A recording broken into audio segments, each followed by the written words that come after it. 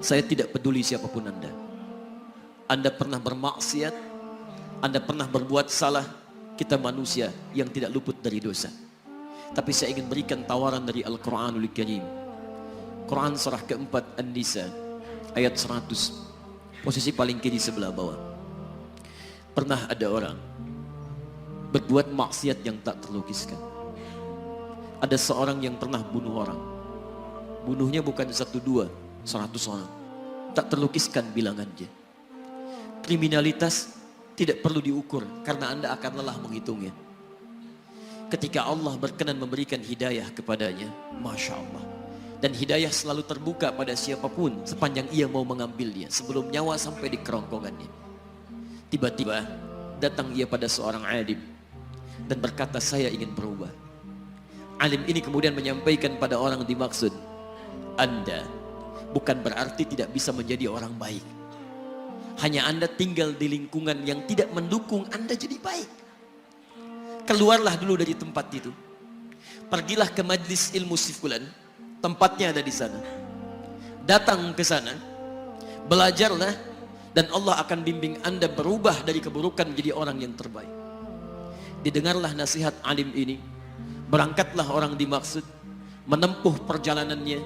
Tiba-tiba Masya Allah, belum sampai ke tujuan, di pertengahan jalan, konon disebutkan lebih sejengkal, tiba-tiba maut datang menjemputnya. Thumma yudrikul maut. Apa yang terjadi? Langkahnya dihitung sebagai ibadah. Dalam terapnya dia beristighfar, tobat kepada Allah subhanahu wa ta'ala. Taubat yang menghadirkan cinta Allah subhanahu wa ta'ala. Quran surah kedua ayat 222 di ujung ayatnya. Innallaha yuhibbut tawwabin. Allah mencintai orang-orang taubat. Dan cinta Allah menghadirkan ampunan bagi seluruh dosanya. Quran surah ketiga Ali Imran ayat 31, paling kiri sebelah atas.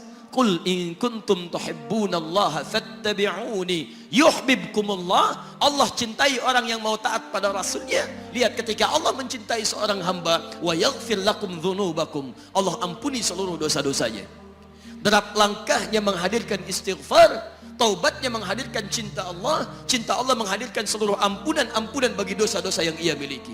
Maka apa yang terjadi? Di tengah perjalanan maut menjemputnya, thumma yudrikhul maut faqad waqa'a ajruhu 'ala Allah. Dan pahala diberikan kepada orang tadi. Di jalan, maaf, maut datang, taubat diterima, dosa diampuni, dan amalan didapati dengan derap langkahnya. Maka apa yang terjadi? Thumma yudrikhul maut faqad waqa'a ajruhu 'ala Allah. Pahalanya dituliskan oleh Allah, dakhalal jannah, kata Nabi, masuk surga orang ini. Anda bisa bayangkan, pernah bunuh orang 100 orang, mabuk tak terlukiskan, kriminalitas tak perlu dihitung. Ketika dia mau bertobat, datang ke majlis ilmu, Masya Allah, meninggal di tengah jalan, kata Nabi, dakhalal jannah. Bertobat diampuni dosanya, derap langkahnya ada pahalanya, dakhalal jannah. Turun ayat untuk melukiskan tawaran yang sama kepada kita. Wa may yuhajir fi sabilillahi yajid fil ardi muraghaman katsiran was'a. Siapapun yang mau berubah kembali pada ketentuan jalan Allah, kalau dia masih punya batas-batas kehidupan, kami akan berikan kelapangan di sisa hidupnya dan kelimpahan-limpahan kenikmatan selama dia hidup.